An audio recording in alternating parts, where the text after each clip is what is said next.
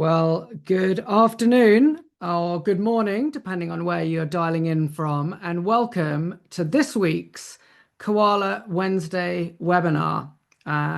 This is when we get together for an hour each week and talk about one key sort of feature or announcement or product that is useful in the world of AI. And we spend maybe 15, 20 minutes talking about this one item. Then we'll get into a little bit of AI in the news. There are so many releases and features that are coming out. It's difficult to stay on top of it. So we'll give you our quick digest of what we are hearing and seeing. And then, if you want, there is an opportunity to ask any questions or Q&A that you might have. And now that can be in relation to what we've been talking about in today's webinar, or it could be to do with anything else that's top of mind, and we will do our best, excuse me, do our best to get that answered for you while we're live on the call. So what are we going to be talking about today? Well, we're going to be introducing a product called NotebookLM. This is a product from Google. You may or may not have heard of it. It went pretty viral in my niche sector of Twitter and X last summer. And it is fantastic for a number of reasons that I'm gonna show you. So if you're in the Google ecosystem, if you have got Google Workspace rolled out, then I'm going to show you where you get hold of that and how you can use it. Then, as I say, we'll spend maybe 15 or 20 minutes talking about AI in the news, taking a look at a few bits and pieces that have landed in the last 7 days. And then if you've got any questions, then we can talk about those at the end. Do feel free, if you've got questions about NotebookLM or the AI in the news subjects, to talk about them or ask your questions as we go. So, NotebookLM. What is NotebookLM? Well, there's plenty of AI products out there. Most of them are about you going to have a chat, and you are having a chat with your ChatGPT, with your Gemini, with your Claude, and you are chatting with all of this AI model's pre-training, all of its knowledge. It's going out to the web to go and search things. You are having a chat with a very wide range of knowledge and information. NotebookLM turns that around a little bit and just says, right, basically you load up a couple of resources or sources, and we are going to be able to talk just about those sources. So this can be fantastic if you are doing research or trying to learn a specific subject. So let me give you an example. With my children are going through their studies at the moment, and one of them is studying the book Jekyll and Hyde. Now, you can load up either the book or you can load up some research about that book. And then what my son is able to do is just ask very specific questions about that source and not the broader internet and knowledge that is out there in these AI models. Okay, so this is great. It can be really useful for researching something. And now let's think about it in a business context. And this is what I want to walk you through today. Now, I'm going to give you the example of a British company called Saga. They're a public company. They provide travel, insurance, lots of services to the over 50s. If you're in the UK, you may be familiar with seeing their adverts on the TV targeting that older generation. Now, I want to be absolutely clear. Saga is not a customer of Koala. We're not talking to Saga. I wanted to provide this as a random example of just imagine a company, a prospect that we might be talking to, and think about your sellers and think about how they would go about their research process and working out, is this a good fit for our ideal customer profile? Is this a company that we should be spending time on? And how do I go about planning out our research and planning out the calls that we're going to have with this company?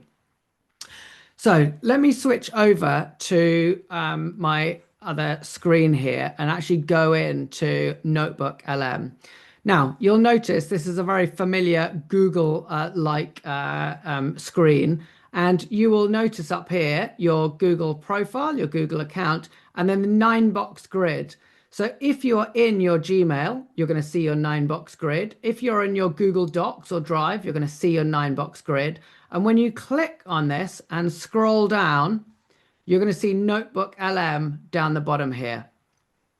So that is what you're looking for. And when you click on that, firstly, it's going to take you to a screen that says create a notebook. I'm not going to show you that screen because it's got a lot of my other real notebooks. So I'm going to go to one that I created earlier. And really, this is the screen that you come into. And on the left is where I want you to start. So the left is your sources.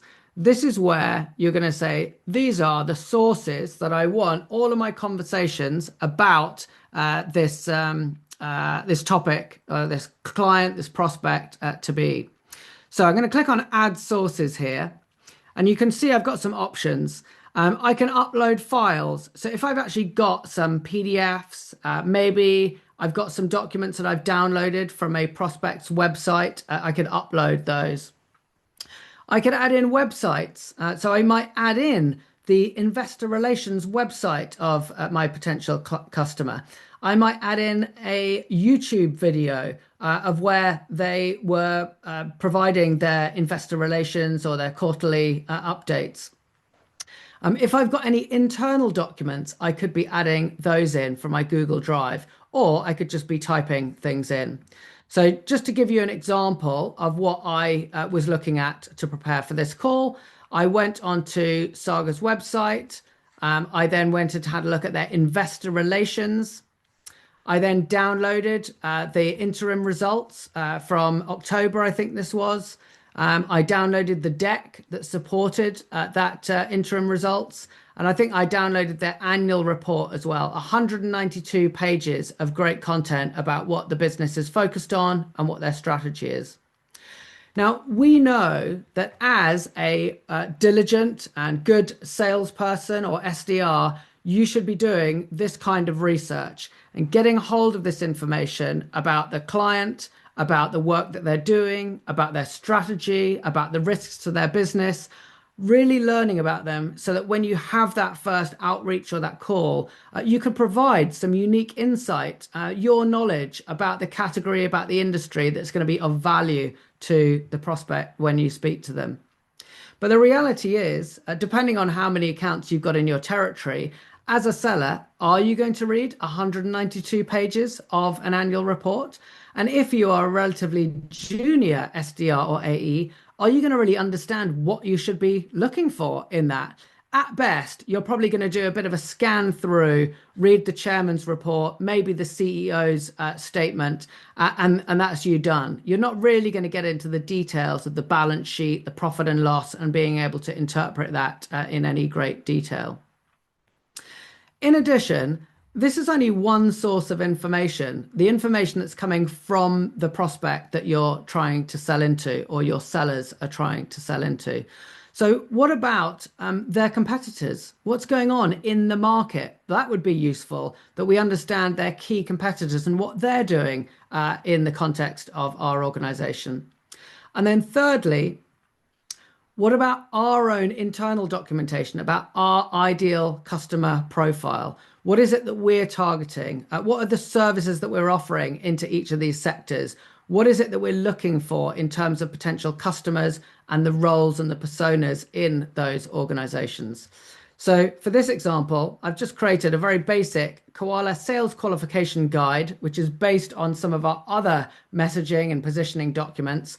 And what we've got in here is what is our ideal customer profile, the industries that we're targeting, what kind of work are we looking for in these clients and the problems that we're looking for, strong fit signals, weaker fit signals, decision maker profiles, and a few value themes about the types of engagement that we're doing with our customers. So I'm sure you've got a document like this, which might be your sales process. It might be qualification criteria. It might be account triage or territory triage. This is useful information. So going back to NotebookLM, then what I did was actually add in some of these sources. So I'm going to scroll down to the bottom here. We've got the 4 documents that we uploaded from Saga. So the annual report, the interim results, the presentation, the interim results, the statement, and then, oh, we seem to have got that annual report in a couple of times there, but that's there. Then what I uploaded was the Koala ICP and qualification criteria. So that is added into this document as well. Now, the next thing I did, and I'll just have to go back to my slides here to show you this, was I then ran what's called a deep research report from within NotebookLM. So I'll read this to you in case it's a bit too small on the screen. Please create a report that explores any publicly disclosed information about Saga PLC's AI strategy. This may be in a blog post, it may be in newsroom releases, LinkedIn posts, or other investor updates that are not uploaded as sources. As a secondary section, add any AI strategy or adoption updates you find from Saga's closest competitors that would be useful context in our first calls with Saga executives. So, NotebookLM ran a deep research report that ran for about 15 minutes, I want to say. And at the end of it, it created this strategic transformation and artificial intelligence report. And so here we've got, it's kind of a little summary here, but we've got a long document here, which is broken down into different tables. Data is a strategic North Star at Saga. Down we go.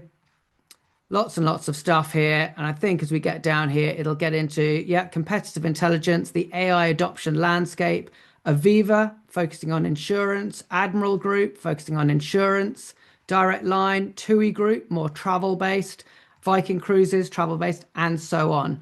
What it also gave me the option to do was to add in a number of the sources that it had found to feed that. So here we've got Admiral, Aegeus, Aviva. All of this has gone into this. So we've used NotebookLM to further do our research based on what we want. And now we've got this amazing source of information over on the left.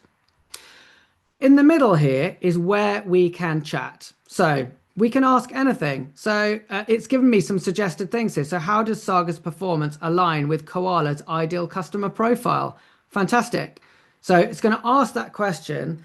And like I said at the start, it is only going to use the sources. It is not going off to its pre-training. It's not going off to the internet. It is only using the sources that we have provided here. And we're now going to have a lovely chat, analyzing that, pinpointing our core customer metrics. It's obviously got a lot of information to go through. Here we go. Saga PLC aligns exceptionally well with Koala's ideal customer profile, particularly regarding its size, industry, and specific operational challenges. The customer size, it fits squarely with the 1,000 to 10,000 employee sweet spot. Now, what's really useful about this is it is citing the exact part of the document that it has sourced it from. So there is no kind of, is this hallucinating? Is it making something up? You know, are we sure? This has come directly from the document. So we go through here. Target industry. Yes, we're targeting these industries. Yes. Knowledge work and siloed processes. They're talking about legacy complexity. Saga's strategy is currently focused on removing historical risks and complexity and simplifying legacy operations. So that's where that's come from the document. That's where it's come from the document, and we can go straight to it if we want. So this is super helpful if you've got a huge amount of information, which if you're selling into a large enterprise, you're trying to consolidate that and get your story straight. So that in itself is quite nice. I might carry on that conversation by diving deeper into, tell me a little bit more about their value themes. Tell me a little bit more about where they're spending their money. Tell me a little bit more about their balance sheet and where they're trying to move things. And I can really discuss those sources. But I mentioned that in my little world of AI, this went pretty viral last summer, and it's for a few of the things that are now on the right-hand side of the screen here, which is the studio, and this is what I'm going to show you now. So yes, it's great to actually talk via chat to all of these sources, but how great would it be if we could actually bring some of that information out in different formats? So the first thing that they launched was an audio overview. And what I'm going to show you, just go back to my slides, because again, I'll show you what I did earlier. So when you create a audio overview, you choose one of these things. So an audio overview is a podcast episode with two AI generated podcast hosts talking about the sources. And you can really steer what you want them to talk about. So the default is a deep dive. And so if you were trying to learn Jekyll and Hyde as a book for school, this would be useful. I want to have a conversation about the book. But you can have a shorter version, a critique of the source. And what I really like, and what I've used here, is a debate. I want the two sources to debate a specific topic. And we can steer how those AI hosts focus on that. So this is what I wrote. In this podcast, we'd like the two hosts to debate whether Saga is a good fit for Koala's services. Within your sources, you've got a lot of information about Saga, including the annual report and interim results, a deep research report you've created that goes deeper on Saga and any AI initiatives they publicly disclosed. And then you've also got details about Koala's ICP and qualification criteria. So through the podcast, I'd like you to debate whether there is a good fit here. And if so, and if not, why not? As you conclude the debate, and this is important, this, because I'm going to get you to listen to this in a minute. As you conclude the debate, it would be good to suggest how an initial first call with this prospect might go, including some initial insights that we could share based on our research of other companies in their space. So we want to do the research. Is this a good fit or not? And then we want to plan out what that first call might look like. So let me go back to NotebookLM. Now, I was trying to share my audio. It doesn't look like it's coming directly through through Zoom. So what I'm going to do, turn my volume up, and hopefully you'll hear it through my my podcast speaker here. So we're going to listen to the first 2 minutes, and then I'm going to stop, and then I'm going to show you the last couple of minutes because it's a 17-minute podcast, so we're not going to listen to all of it.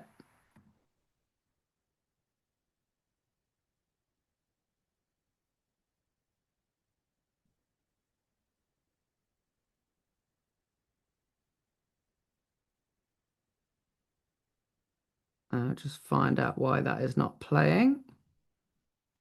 Let me click on it here.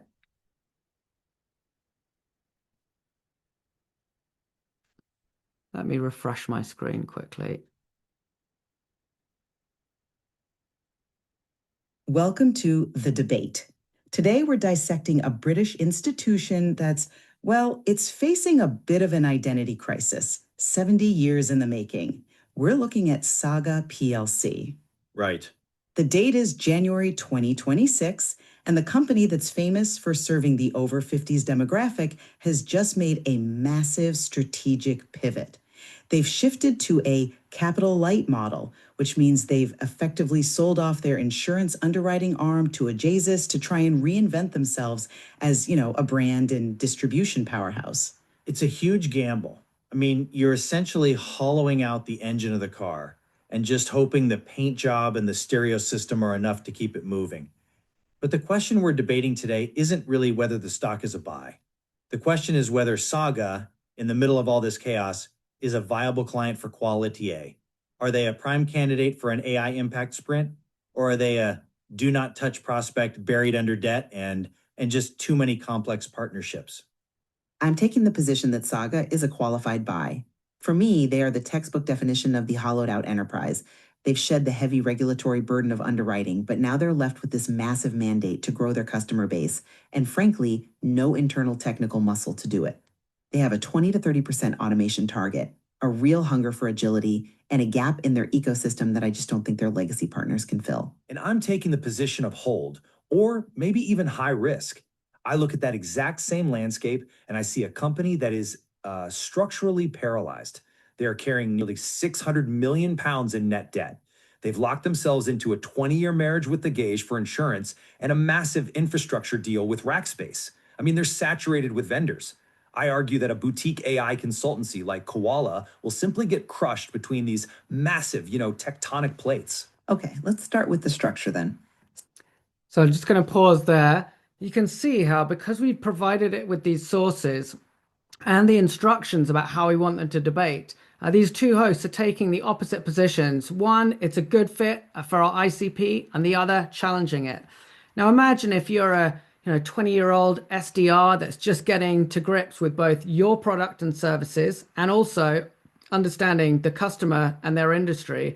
What a fantastic way of being able to be coached through how to think about this business and where the fit is. Now, remember the end. So I'm going to go to about 14 minutes here. And so this is where they're going to start thinking about, how do I plan that first call, and what is our talk track? Organization that is stitched together with these massive, heavy contracts. The Aegis wall is real. The Rackspace legacy is real. And the debt is a constant gravitational pull against any new spending. And I see a company that has no choice but to innovate. The capital light strategy is a promise to shareholders that they can grow without capital. The only way to grow without adding headcount or capital is through automation and AI. They have a 20 to 30% efficiency target. They cannot hit that with manual processes. They need us. So, where do we land? Buy or sell? For me, Saga is a qualified buy, but the qualification is strict. We must avoid the insurance back office. We have to focus entirely on commercial acceleration, so marketing, media, and travel yield. If we stay in that lane, the capital light strategy actually works in our favor. I'm going to stay on wait hold with a slight lean toward qualified. My hesitation is the execution risk. I think the sales team will struggle to find the right buyer who isn't beholden to Aegis or Odona, whose internal roadmap. But if we are going to make the call, we need a very specific script. Okay, let's build that script. Step 1, the hook. The hook has to be the identity shift. We don't call them an insurer. We say something like, we understand Saga is transitioning into a data-led super brand. How are you operationalizing that brand promise? Good. Then we use the competitor wedge. We mention TUI and Mindtrip. We ask, as travel booking becomes AI native, how is Saga ensuring its high-touch service can scale without adding headcount? That challenges them. It touches on the efficiency mandate without sounding like we're just selling server space. Then the technical qualification. So I'm going to pause there. Now, the power of the podcast episode and everything that comes out of this is based on the sources. So we might want to tidy up a bit about our sales process, a bit about our qualification, a bit about the types of questions. But from a sales leadership perspective, if you think about this as a capability, you can then construct the right sources to encourage your SDRs and AEs to be able to have a really valuable conversation here. So that was the audio overview, and just in itself, that would be amazing. Driving in your car, or you're on the train on the way into work, being able to listen in. But they provide a number of different sources of information here, or output. And I'm just going to show you a few of them that are relevant in the situation of work. So I want you to imagine, firstly, you are the AE or the SDR yourself, and you're trying to understand what is going on in this very complex organization. You might have uploaded the annual report and you're thinking, oh my goodness, 192 pages. How am I going to go through all of that? Well, one of the options is this mind map. So let me click on the mind map that we've created here. And what this does is it looks at all of the sources that we provided. So we had stuff about Admiral, Aviva, as well as Saga. And here we can go to Saga PLC, strategy and transformation. It's then going to split that out based on what we've got in our sources. Okay, we've got the Aegeus partnership, which is where they've split out all of their underwriting and insurance. They've got the core of the business now, this travel segment that we could go and learn about, and the information about digital and AI transformation. And so here we could dive into this. Oh, right. They talk about a 20-30% reduction in processing times. What's that about? We click on it and it takes us directly to the bit of the annual report or the sources where we're talking about that. Discuss what these sources say about 20-30% reduction in processing times in the larger context of digital and AI transformation. So this is a great way for a newbie to this prospect to be able to navigate around the individual sources and then to go back to the original part as you're building out your talk track. So that's the mind map, is super helpful. Now I want you to imagine that you're agreeing that you're going to go and have a meeting with this customer. You've made your first call. Yes, we're going to have a meeting. You're going to take along your solution architect. And the solution architect has not spent loads of time in NotebookLM. They don't know the client either. And so wouldn't it be great if you could just create a nice, simple deck that brings all of this complexity, all of this context to life?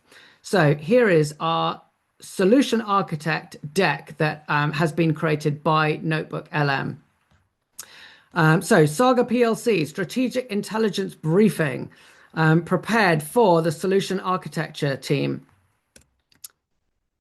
The executive summary about the organization, the high-level overview, the numbers that have come out of the investor updates, the market context, how do they fit into the market? The pivot that they're going through, which has come out of this context. They've got rid of the insurance and the underwriting part with a 20-year agreement with Aegeus, and now they're focused on this more capital light structure. So what is the trend that's going on? And I'll just move very quickly through to where it talks about, our unique insight. What is it that we could bring to this organization?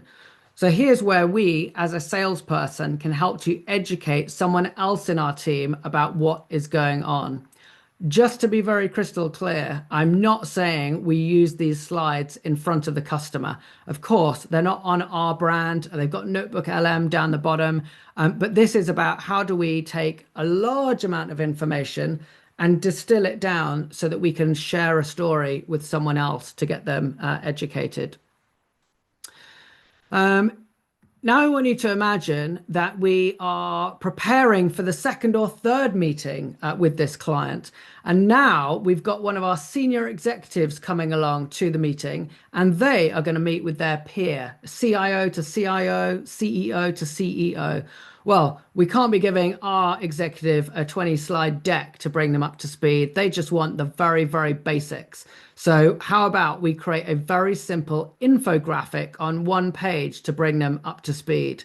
And so here is our infographic. Let me make that full screen for you. Can I make that full screen? I'll tell you what, I made it full screen earlier in my slides here. So let me just present this full screen for you. So once again, just like we did with the podcast, I was able to steer this. I said I want a one-pager that I can share with the senior executive. On the left-hand side, I want to bring them up to speed very quickly on what is this business and what are the key themes that they're going through. And so here we've got the key numbers. What's the size of the business? What are they doing? But importantly, up at the top, what is the key strategy shift that's going on here? We're moving from having a capital intensive business focused on insurance and carrying the risk on our balance sheet over to the right, focused on a capital light. We're just focusing on being a publishing company for holidays and travel. And then over on the right, I said, right, can you consolidate our discussions about whether they are a good ICP fit? So yes, they're a good ICP fit for these reasons. And down at the bottom, this is what our unique insight is and our hook that we're going in for a meeting. And we've even got some quotes here from the head of tech ops at the customer talking about their need for partners who can enhance their skills while navigating their legacy technology.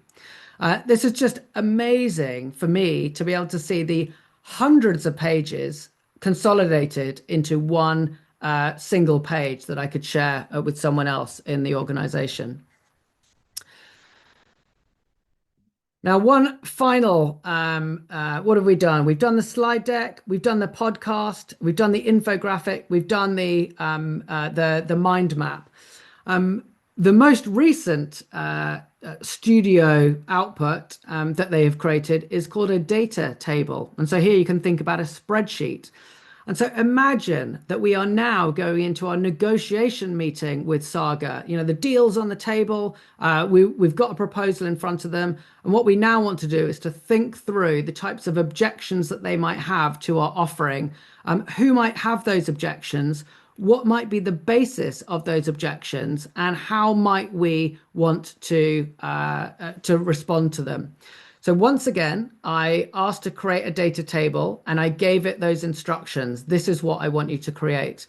And here's what we've got from NotebookLM. So the persona that might have the objection itself, the reasoning or source of where that objection might have come from, a suggested response, and then we can go back to the actual sources where this has come from. So, customers might have this objection. Shareholders or customers might have this objection. Their existing partners or suppliers might have this objection. And we might steer that a little bit more to be from the CIO, from the CFO. We can export these to Google Sheets. We can start sharing them with other people. So those are the most common ones that we see our sellers using. The audio overview. The video overview is quite nice, but it's basically the audio overview with a few slides. It's not an actual video. The mind map, maybe doing a detailed report, the infographic, the slide deck, and the data table. I can't think of another way to get your head around so much complex information in such an easy and digestible way. So if you are a Google Workspace customer, then I would go and have a look at your 9-box grid, go and play with NotebookLM, and then encourage all of your sellers and SDRs to do exactly the same. If you're not Google Workspace customers and you've got a private personal Gmail account, then you can also go and find NotebookLM. You might not have all of the features, especially if you're on a sort of a free account, but go and take a look and see what you can find. So that is our NotebookLM introduction, and I hope you've found that of interest. What I'm now going to move on to is our regular AI in the news section. Quite a few updates in the last 7 days, which I'm going to touch on. So firstly, this came out just yesterday. OpenAI have announced the launch of a thing called Prism. Now, this is quite niche. It is very much focused on researchers that might be creating papers that are being published into the academic community. So this could be scientific writing, it could be academic writing. If you have R&D teams that are coming up with patents or unique ways of doing things, then they will be familiar with creating this standard format of a research paper. What Prism introduces is the ability for multiple contributors to collaborate around how they're building these papers, with ChatGPT 5.2 being one of those collaborators. It allows them to go through and proofread all of the details of their scientific papers, checking the sources and so on. It allows them to take literally a napkin diagram or a back of an envelope diagram and load it up and turn that into an official LaTeX formula diagram that they would need for their research paper. Now, like as I say, this is super niche. For anyone that is not creating a academic research paper, me being one of them, then this is not a use case that I'm going to come across at day to day. But what it does show is the desire for OpenAI to go deep onto specific vertical use cases and to bring the power of AI to that. So whilst you've got your ChatGPT and anyone can use it and can ask some generic questions, they're going deep on some of these specific use cases. We talked a couple of weeks ago about health being one of them. Here we've got academic researchers, and we can think about finance. We can think about medical research and discovery. All of these are going to be potential new avenues for OpenAI to go deep into. One little note that I will make just while I'm thinking about this is that there's a quote that sits in my mind whenever I'm thinking about what we build in Koala. It was a podcast episode that Sam Altman, the CEO of OpenAI, was on a year or so ago. And the question was posed to him was, if you were a startup right now, what would you think about building and what would you avoid to prevent the chance of OpenAI coming and crushing you? And the answer that he gave was, look, if what you're building is relying on the models not getting better, if you're building something to fix gaps or problems in the model or how the models work, then you're going to get steamrollered. You have to know that the models will continue to improve at an accelerating rate. Our product and our platform will continue to accelerate. And if what you're building is to fix a gap that exists today, you're going to likely end up without a business in a short while. However, if what you are building is only going to get better as the models get better, that as we release new features, new functions, new models, then your product is only going to get better and better and better as it goes. You're going to be able to surf the wave of the LLMs developing. And I very much keep this in mind when we're thinking about our product decisions in the Koala platform. Are we fixing a gap in one of the models, or are we surfing a wave that as the models get better, Koala will get better?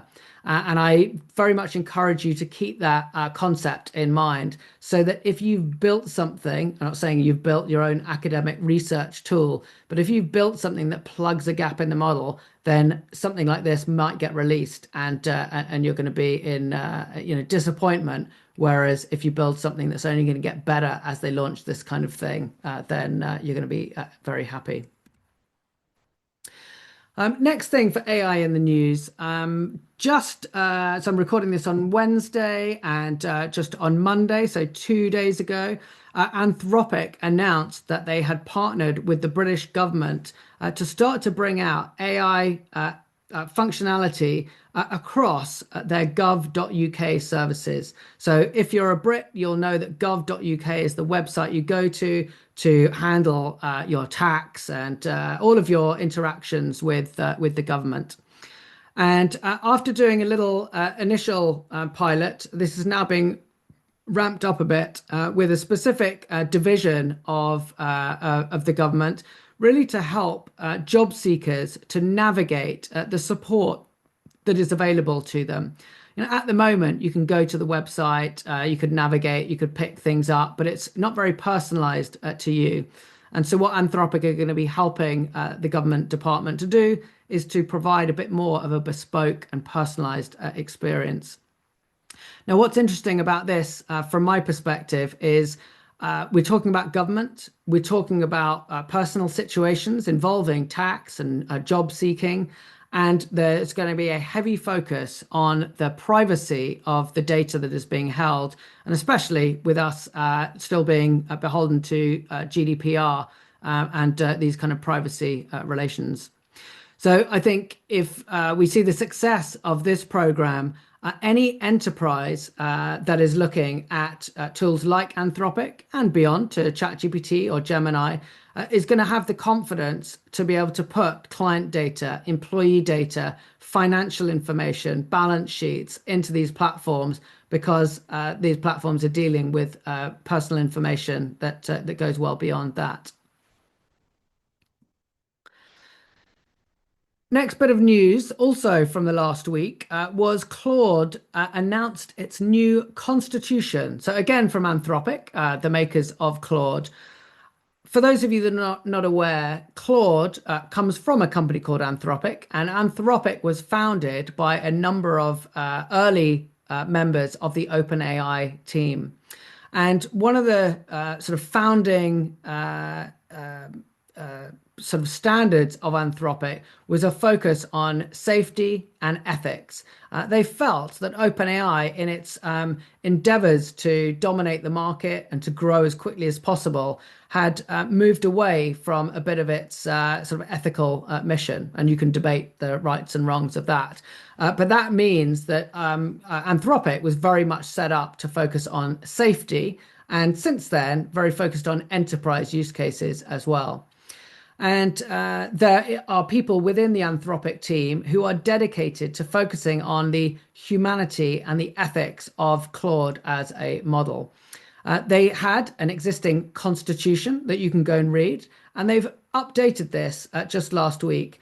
What is the Constitution? Well, it's a long document that you can go and read, and it talks a little bit about a safe future for AI, the ethics and guidelines, and the humanity of AI. But it is, yes, whilst you can read it, it is more something for Claude to read itself. Now, I'm not quite sure about how Claude reads this, whether this is baked into its system prompts and its pre-training. But what Anthropic is doing here is really guiding Claude into how we want you to behave, how we want you to have humanity and to respond. And for those of you that use Claude, I think if you're like me, you'll know that you feel some sort of attachment to Claude in a way that perhaps I haven't done with other models that feel like they are a machine and just give me an answer, whereas Claude feels really like a colleague that I'm speaking with. So you can go to Anthropic's website or just Google Claude's new constitution and you can find that, read it, chuck it into your AI of choice and ask it to summarize it. Next thing that's a bit more tangible from the previous bits of AI in the news is that on Monday, Anthropic launched MCP apps.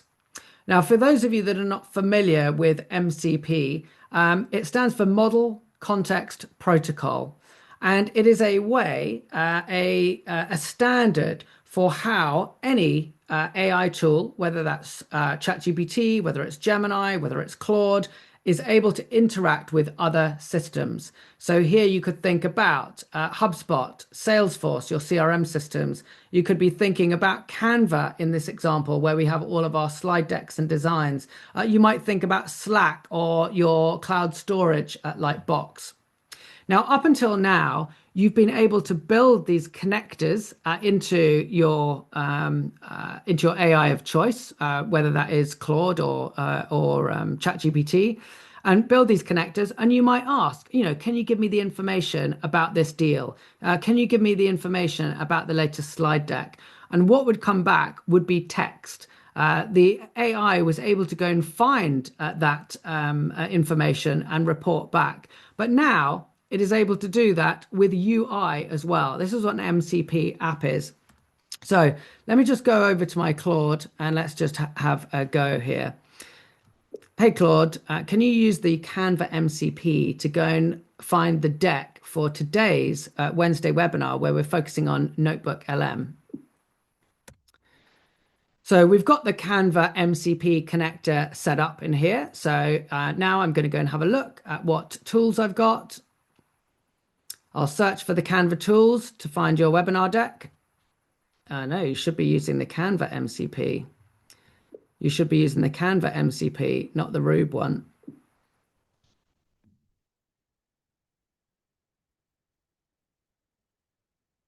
All good fun of a live demo with these tools. Maybe I need to reconnect my Canva. Let me do that quickly. Connectors, Canva, connect.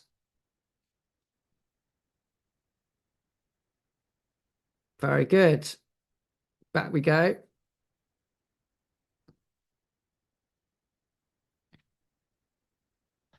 Okay, new chat. Can you use the Canva MCP to go and take a look and show me the deck for today's Wednesday webinar, which is focused on NotebookLM?